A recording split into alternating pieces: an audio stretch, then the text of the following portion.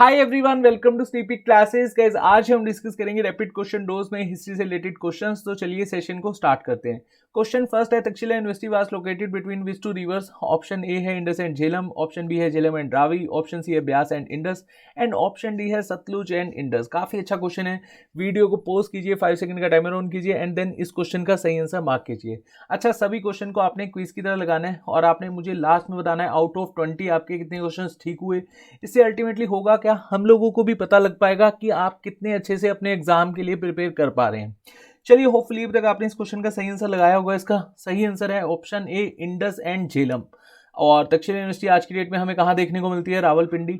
और रावलपिंडी कहाँ पर है? पाकिस्तान, पंजाब में। और यहाँ पर बेसिकली क्या पढ़ाया जाता था, तो आपने याद रखना है, great centre of learning of Buddhism.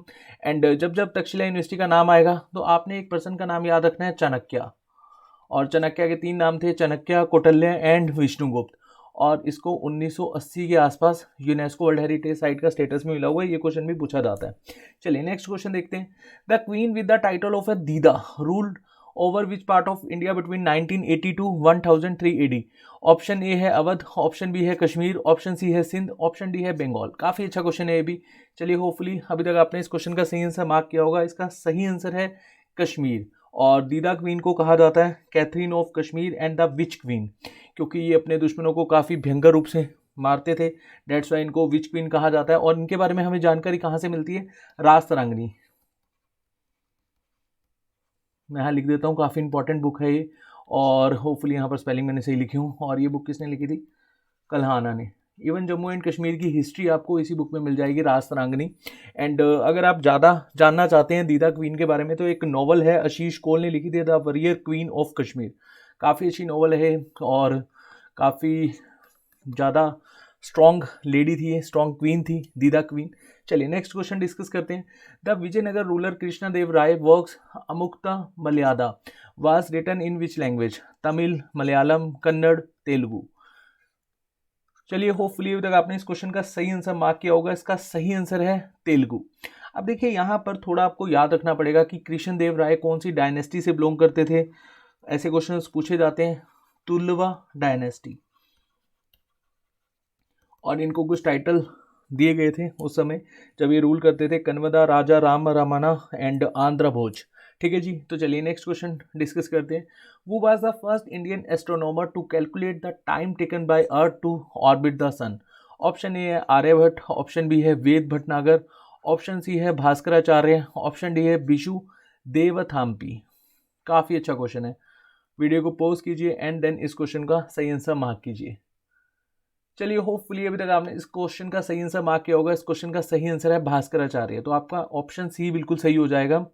And next question discuss करते हैं। नेक्स्ट क्वेश्चन काफ़ी बार एग्जाम में पूछा गया। देखिए, आज मैंने हिस्ट्री के वो क्वेश्चंस उठाए हैं जो बहुत बार एग्जाम में आ चुके हैं और डायरेक्ट फैक्ट बेस्ड क्वेश्चन है। और ऐसे क्वेश्चन ही हम लोगों को थोड़ा सा कंफ्यूज करते हैं एग्जाम में। चलिए, हम यहाँ पर क्वेश्चन देखते हैं एक बार। Orissa world famous Konark sun temple was built by? Option A है कृष्णा देव राय, ऑप्शन बी है अशोका, ऑप्शन सी है चंद्रगुप्त मौर्य या चंद्रगुप्त, जो भी यहाँ पर हो सकता है, ऑप्शन डी है नरसिम्हा देव। वीडियो को पॉज कीजिए, 5 सेकंड का टाइमर ऑन कीजिए एंड देन इस क्वेश्चन का सही आंसर मार्क कीजिए। चलिए, होपफुली अभी तक आपने इसका सही आंसर मार्क किया होगा। इसका सही आंसर है ऑप्शन डी, नरसिम्हा देवा। ये कौन सी डायनेस्टी से बिलोंग करते थे? Eastern Ganga dynasty. देखिए, इस क्वेश्चन को आप एलिमिनेशन मेथड से भी कर सकते थे। अशोका और चंद्रगुप्त तो नहीं हो सकते इसका आंसर। तो यहाँ पर 2 ही ऑप्शन थे जिसमें आपको कन्फ्यूजन हो सकती है। और जब भी हम हिस्ट्री पढ़ते हैं और तो उसमें हम विजयनगर एम्पायर काफ़ी डिटेल में पढ़ते हैं, तो कृष्णा देव राय भी आपका एलिमिनेशन में यहाँ पर गलत हो जाता और ऑप्शन डी बचता और यही आपका यहाँ पर आंसर है। तो जब भी आप क्वेश्चन को अटेम्प्ट करो तो थोड़ा सा आपको याद रखना है कि कौन सी डायनेस्टी में कौन कौन से मंदिर बन सकते हैं और किस तरह के क्वेश्चंस आपने वहाँ पर कवर करे होंगे। एज अ सब्जेक्टिव नॉलेज जब आपने ग्रैब करी होगी तब भी आप इन क्वेश्चंस को अटेम्प्ट कर सकते हो। ठीक है जी। और ये भी यूनेस्को वर्ल्ड हेरिटेज साइट है। चलिए नेक्स्ट क्वेश्चन देखते हैं। Where is the Lingaraja temple located? Option A है मदुराई, ऑप्शन बी है बंगाल, ऑप्शन सी है भुवनेश्वर एंड ऑप्शन डी है उज्जैन। काफ़ी अच्छा क्वेश्चन है। चलिए, होपफुली अभी तक आपने इस क्वेश्चन का सही आंसर मार्क किया होगा और इसका सही आंसर है option C, Bhubaneswar. Even Bhubaneswar का सबसे लार्जेस्ट टेम्पल है लिंग राजा टेम्पल। और यहाँ पर आपको लॉर्ड हरिहरा हरिहरा बोले तो Lord Shiva and Lord Vishnu का टेम्पल देखने को मिलेगा, लिंगराजा टेम्पल। एंड ये किसके द्वारा बनाया गया था? जयति किशारी। एग्जैक्टली ईयर तो यहाँ पर मुझे ध्यान नहीं है, आप 11वीं सेंचुरी लिख सकते हो, 11वीं सेंचुरी एडी।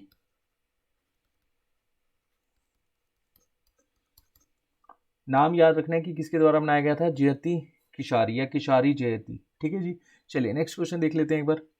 नेक्स्ट क्वेश्चन है, which one of the following inscription related to the Chalukya king Pulakeshin second? Option A है मस्की, ऑप्शन बी है हथी गुम्पा, ऑप्शन सी है एहोल एंड ऑप्शन डी है नासिक। ये क्वेश्चन बहुत बार एग्जाम में आ चुका है और जो एसएससी का आपका एग्ज़ाम होता है उसमें 11-12 बार क्वेश्चन आ चुका है और स्टेट पीसीएस में भी काफ़ी बार ये क्वेश्चन पूछा जा चुका है। तो चलिए, होपफुली अभी तक आपने इसका सही आंसर मार्क किया होगा और इसका सही आंसर है ए होल। तो ए होल इंस्क्रिप्शन से रिलेटेड क्वेश्चन पूछा जाता है कि ये किसने बनाया था, ये इंस्क्रिप्शन किसके द्वारा बनवाया गया था, तो या किसके द्वारा लिखा गया था? पोएट रवि कीर्ति। ये पुलाकेशिन सेकंड के समय में कोर्ट पोएट थे रवि कीर्ति, इनके द्वारा ये यहाँ पर इंस्क्रिप्शन में लिखवाया गया था कि जो पुलाकेशिन सेकंड है इन्होंने हर्षवर्धना को हराया था। और आप सब जानते हैं हर्षवर्धना का जो एक सपना था साउथ में रूल करने का, वो यहाँ पर पुलाकेशिन सेकंड ने तोड़ दिया था, ब्रेक कर दिया था और इनको नर्मदा रिवर से आगे नहीं बढ़ने दिया था। तो ये यहाँ पर लिखित रूप में हमें देखने को मिला है और ये जो इंस्क्रिप्शन है कौन सी लैंग्वेज में है? संस्कृत लैंग्वेज में। चलिए नेक्स्ट क्वेश्चन देख लेते हैं। नेम द मुस्लिम इन्वेडर वु destroyed Nalanda university. Option A है अलाउद्दीन खिलजी, ऑप्शन बी है मोहम्मद बिन तुगलक, ऑप्शन सी है मोहम्मद बिन बख्तियार खिलजी, ऑप्शन डी है मोहम्मद बिन कासिम। काफ़ी अच्छा क्वेश्चन है और ये क्वेश्चन बीपीएससी में बहुत बार पूछा जाता है क्योंकि बिहार से रिलेटेड है। नालंदा आपको पता है आज की डेट में पटना में है और डेफिनेटली चलिए आपने इस क्वेश्चन का सही आंसर मार्क कर लिया होगा। इसका सही आंसर है ऑप्शन सी मोहम्मद बिन बख्तियार खिलजी। 1192-93 में इन्होंने नालंदा यूनिवर्सिटी को डिस्ट्रॉय कर दिया था और नालंदा यूनिवर्सिटी एंड साथ साथ विक्रमशिला यूनिवर्सिटी। और ये किसके मिलिट्री जनरल थे? कुतुबुद्दीन ऐबक के। कुतुबुद्दीन ऐबक कौन थे? स्लेव डायनेस्टी के फर्स्ट रूलर या फिर आप ऐसे कह सकते हो दिल्ली सल्तनत के फाउंडर। चलिए नेक्स्ट क्वेश्चन डिस्कस करते हैं। The famous peacock throne of Shahjahan was taken away in 1739 by. Option A है Afghan invader Ahmad Shah Abdali, option B है Persian invader Nadir Shah, option C है Mongol invader Genghis Khan and option D है British East India company. ये modern history से question है और बहुत बार exam में आ चुका है। चलिए होपफुली अभी तक आपने इसका सही आंसर मार्क कर लिया होगा और इसका सही आंसर है option B Persian invader Nadir Shah. देखिए 1739 में बैटल ऑफ करनाल में नादिर शाह ने किसको हराया था? मोहम्मद शाह रंगीला को। उस समय मुगल किंग कौन थे? मोहम्मद शाह रंगीला। और यहाँ पर नादिर शाह ने पीकॉक थ्रोन और साथ साथ कोहिनूर हीरा लूट लिया था और अपने साथ ले गए थे। और यहाँ पर आपको एक चीज़ याद रखनी है कि ये जो पीकॉक थ्रोन था शाहजहां ने कब बनवाया था? ईयर भी आपको पता होना चाहिए, 1628 में। और इसको बनाया किसके द्वारा गया था? तो ये नाम भी आपने याद रखना है, गोल्ड स्मिथ। और नाम क्या था इनका? बेदरादल खान। बेदरादल खान, ये नाम आपने यहाँ पर याद रखना है। ठीक है जी, इसको मोर सिंहासन भी कहा जाता है और जो अपना उस समय उर्दू लैंग्वेज चलती थी उसमें कहा जाता था तख्त ए तोस। चलिए नेक्स्ट क्वेश्चन देखते हैं। What was the original name of Noor Jahan? Option A है जैब उन नीसा, ऑप्शन बी है फातिमा बेगम, ऑप्शन सी है मेहरुनिसा एंड ऑप्शन डी है जहानारा। नूर जहां का रियल नेम क्या था और नूर जहां का मतलब क्या होता है? Light of the world. क्योंकि ऐसा कहा जाता है कि मुगल क्वीन में इनसे खूबसूरत अभी तक कोई नहीं हुआ था जब तक इनका टेन्योर था। और इसका सही आंसर है ऑप्शन सी मेहरुनिसा। तो यहाँ पर आपका मेहरुनिसा बिल्कुल सही हो जाएगा। और मेहरुनिसा किसकी वाइफ थी? जहांगीर की। ठीक है जी, चलिए नेक्स्ट क्वेश्चन है। Bana Bhatta was the court poet of which empire? Option A है विक्रमादित्य, ऑप्शन बी है कुमारगुप्त, ऑप्शन सी है हर्षवर्धना एंड ऑप्शन डी है कनिष्क। काफ़ी अच्छा क्वेश्चन है और इनके द्वारा बायोग्राफी भी लिखी गई थी और जिसके ये कोर्ट पोएट में थे, मतलब जो यहाँ पर राजा होंगे उनके ये उन्होंने इसकी मतलब यहाँ पर बायोग्राफी लिखी थी, बान भट्ट ने इनकी बायोग्राफी लिखी थी। ऑप्शन सी बिल्कुल सही हो जाएगा, हर्षचरित्रा लिखी थी बान भट्ट ने, और एक नॉवल भी लिखी थी कंदाबरी। चलिए कमेंट सेक्शन में बताइएगा, Harshavardhana had also literacy test, और इनके द्वारा कौन सी 3 फेमस बुक्स लिखी गई थी। एक मैं आपको बता देता हूँ, रत्नावली, बाकी आपने 2 बतानी है, बहुत बार एग्जाम में पूछा जाता है। और रत्नावली काफ़ी फेमस है, इससे रिलेटेड हरियाणा का स्टेट सर्विस जो पेपर होता है सिविल सर्विस का, उसमें क्वेश्चन भी पूछा गया था कि रत्नावली प्रोग्राम कहाँ पर होता है, कुरुक्षेत्र यूनिवर्सिटी में, और ये किसके उपलक्ष्य में होता है, हर्षवर्धना के, मतलब हर्षवर्धना ने यहाँ पर रूल किया था, तो रत्नावली इन्होंने लिखी थी, इसी के बिहाफ पर यहाँ पर प्रोग्राम किया जाता है, मतलब कुरुक्षेत्र यूनिवर्सिटी में। तो आपने मुझे बाकी की 2 जो नॉवेल्स हैं वो बतानी है जो हर्षवर्धना के द्वारा लिखी गई थी। चलिए नेक्स्ट क्वेश्चन है, वो achievements are recorded in the Allahabad pillar inscription. Option A है चंद्रगुप्त मौर्य, ऑप्शन बी है समुद्रगुप्त, ऑप्शन सी है विक्रमादित्य, ऑप्शन डी है स्कंदगुप्त। चलिए होपफुली अभी तक आपने इस क्वेश्चन का सही आंसर मार्क कर लिया होगा। इसका सही आंसर है समुद्रगुप्त, और समुद्रगुप्त को इंडियन नेपोलियन भी कहा गया है। और ये मुझे कमेंट सेक्शन में बताइए कि इंडियन नेपोलियन समुद्रगुप्त को किसने कहा था। ठीक है जी, चलिए फॉरनर थे, और चलिए इसका आप आंसर मुझे कमेंट सेक्शन में बताइएगा। एंड यहाँ पर आपको क्या देखने को मिलेगा इलाहाबाद पिलर इंस्क्रिप्शन में, अच्छा कई बुक्स में ना इलाहाबाद पिलर इंस्क्रिप्शन ना देकर यहाँ पर दिया होगा प्रयागराज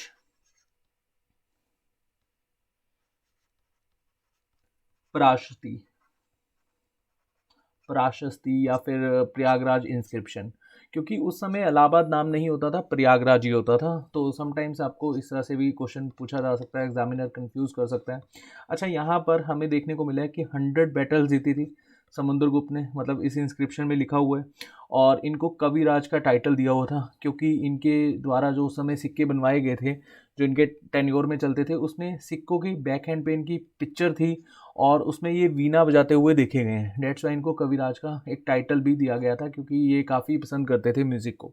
चलिए नेक्स्ट क्वेश्चन देखते हैं, which of the following statement about the Gupta is not true. देखिए ये क्वेश्चन थोड़ा सा कंफ्यूज करने के लिए आते हैं, एक बार हम स्टेटमेंट देख लेते हैं, और स्टेटमेंट के अकॉर्डिंगली ही हम इस क्वेश्चन को सही मार्क कर पाएंगे, क्योंकि गुप्ता में जब भी हम पढ़ते हैं मौर्य या गुप्ता अंपायर, तो हम फैक्चुअल इन्फॉर्मेशन को ग्रैब करते हैं, और ये थोड़ा सा डीप नॉलेज वाला क्वेश्चन है। तो ऑप्शन ए है they ruled mainly over parts of north and central India. Option B है kingship was hereditary and the throne always went to the eldest son. Option C है the judicial system was far more developed than in earlier times. Option D है land taxes increase and taxes on trade and commerce decrease. अब देखिए यहाँ पर हम लोग थोड़ा सा अगर सेंसिटिव वे में सोचें तो ये ऑप्शन तो बिल्कुल सही नहीं होगा, क्योंकि गुप्तास ने एक टाइम पे पूरे इंडिया में रूल किया था, और यहाँ पर ऑप्शन बी और ऑप्शन सी में हमें कन्फ्यूज़न हो सकती है। लेकिन यहाँ हमें कौन से ऑप्शन के साथ सही जाना होगा, मतलब यहाँ पर सही ऑप्शन हमारा कौन सा हो जाएगा, option B, the kingship was hereditary and the throne always went to the eldest son. जितने भी मेन रूलर हुए हैं गुप्ता के, वो यहाँ पर अगर हम देखें तो जैसे श्रीगुप्त थे, श्रीगुप्त के एल्डेस्ट सन थे घटोत्कच, घटोत्कच के बाद चंद्रगुप्त फर्स्ट, चंद्रगुप्त फर्स्ट के बाद आपको देखने को मिलेंगे समुद्रगुप्त, समुद्रगुप्त के बाद कौन, चंद्रगुप्त सेकंड, देन कुमारगुप्त, फिर स्कंदगुप्त, एंड जितने भी रूलर्स हुए हैं ये सारे के सारे एल्डर सन है, जब तक गुप्ता अंपायर वीक नहीं हो गया था। तो यहाँ पर आपका जो बी ऑप्शन है वो बिल्कुल सही हो जाएगा। ठीक है जी, तो क्वेश्चन को इस तरह से भी पूछा जा सकता है। चलिए नेक्स्ट क्वेश्चन देखते हैं, वो वाज कार्ल लिच्छवी दोहित्रा। ऑप्शन ए है चंद्रगुप्त फर्स्ट, ऑप्शन बी है स्कंदगुप्त, ऑप्शन सी है कुमारगुप्त, एंड ऑप्शन डी है समुद्रगुप्त। देखिए अभी हमने रिसेंटली 12th क्वेश्चन देखा था इलाहाबाद पिलर इंस्क्रिप्शन, यहीं पर ही हमें देखने को मिला था कि समुद्रगुप्त को क्या कहा गया था, दोहित्रा। दोहित्रा क्यों कहा गया था, क्योंकि जो इनकी मदर थी लिच्छवी प्रिंसेस थी, और इनका नाम था कुमारा देवी। तो यहाँ पर आपका सही आंसर क्या हो जाएगा, समुद्रगुप्त। थोड़ा सा कंफ्यूजिंग क्वेश्चन था, अच्छा क्वेश्चन था, और ऐसे क्वेश्चन पूछे जाते हैं, और समटाइम्स जो इंपॉर्टेंट होते हैं रूलर्स उनकी मदर एंड फादर का नाम भी पूछा जा सकता है। चलिए, in which city of South Africa was Gandhi beaten up and thrown off the pavement by the white people. Option A है केप टाउन, ऑप्शन बी है डर्बन, ऑप्शन सी है जोहान्सबर्ग, एंड ऑप्शन डी है Pretoria. काफ़ी अच्छा question है। 1893 में महात्मा गांधी जी के साथ एक इंसिडेंट होता है, और उसके बाद महात्मा गांधी जी की जो यहाँ पर एक लड़ाई है ब्रिटिशर के खिलाफ, वो हमें देखने को मिलती है। और वो लड़ाई किसके प्रति थी? रेशियल डिस्क्रिमिनेशन, जो गोरे और काले में भेदभाव होता था। तो कहाँ से गांधी जी को एक अपना इंसल्ट का जो मतलब काफ़ी ज़्यादा सामना करना पड़ा था, इनको ट्रेन से, चलती ट्रेन से उतार दिया गया था। तो वो आपका क्या हो जाएगा, कौन सा area? Durban, option B Durban. यहाँ पर आप एक पॉइंट लिख सकते हैं, नेटल। और ये इंसिडेंट का जो ईयर है वो आपने याद रखना है। और उसके बाद गांधी जी रेशियल डिस्क्रिमिनेशन के खिलाफ एक जंग छेड़ देते हैं, ठीक है जी। और गांधी जी साउथ अफ्रीका जाते क्यों हैं? एक पर्सन होते हैं दादा अब्दुल्ला, इनके लीगल काउंसलर बनते हैं दादा अब्दुल्ला। मैं यहाँ नाम लिख देता हूँ। बाकी मॉडर्न हिस्ट्री के लेक्चर ऑलरेडी पढ़े हैं हमारे चैनल पर, वो आप देख सकते हैं, तो आपको डिटेल में इन्फॉर्मेशन ग्रैप हो जाएगी।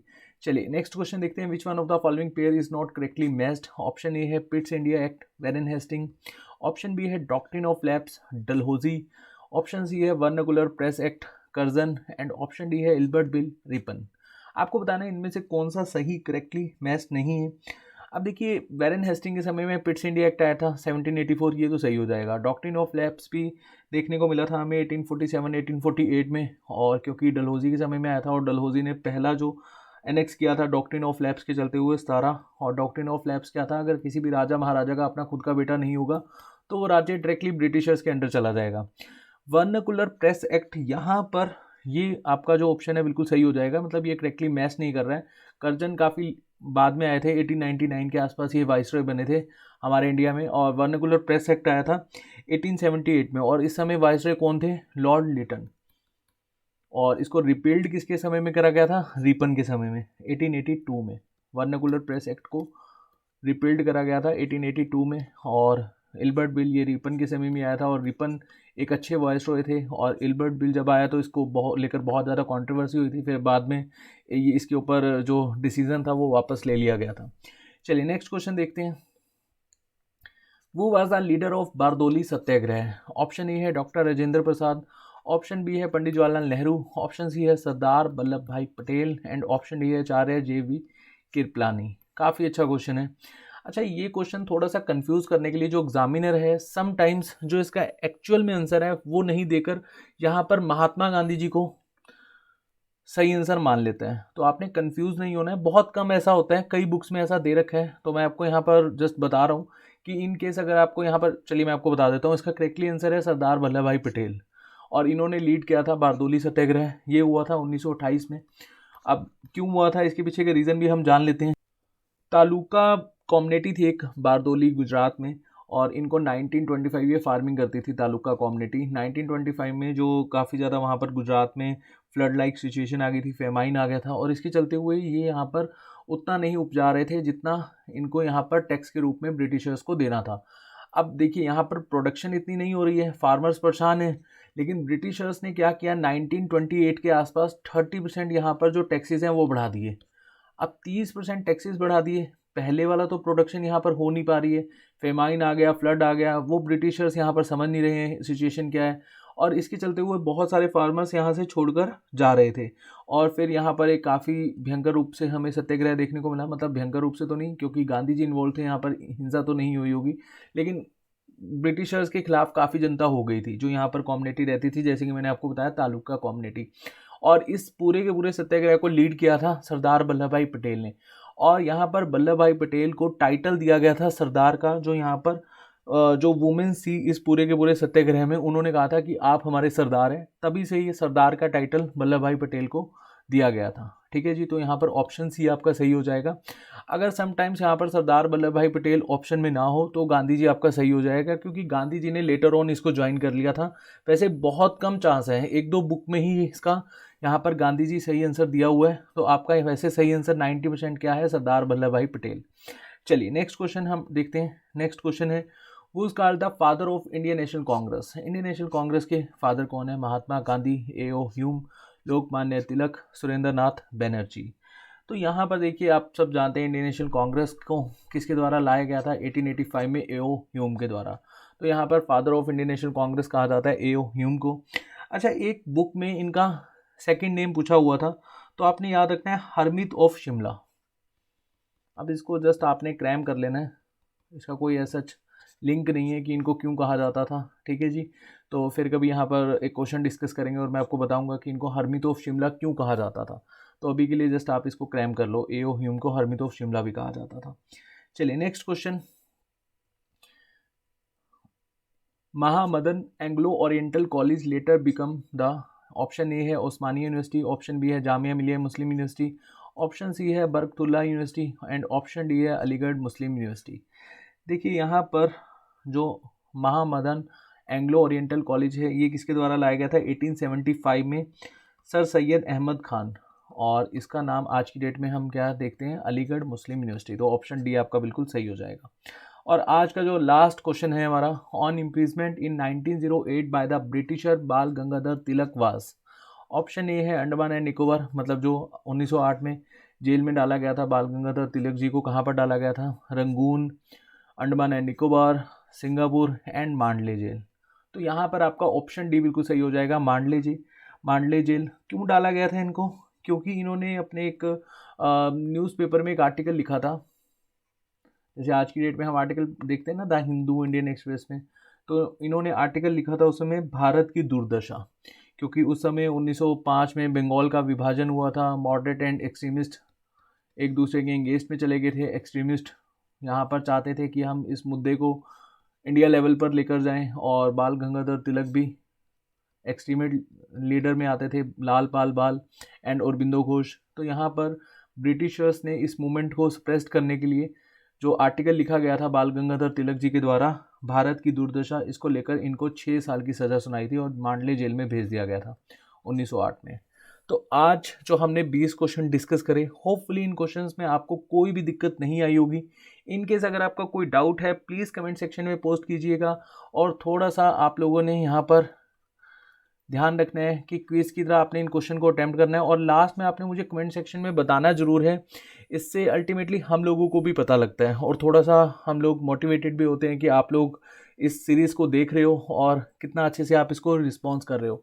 तो चलिए अपना ध्यान रखिए, thank you so much, next session में मिलेंगे, बाय बाय, टेक केयर।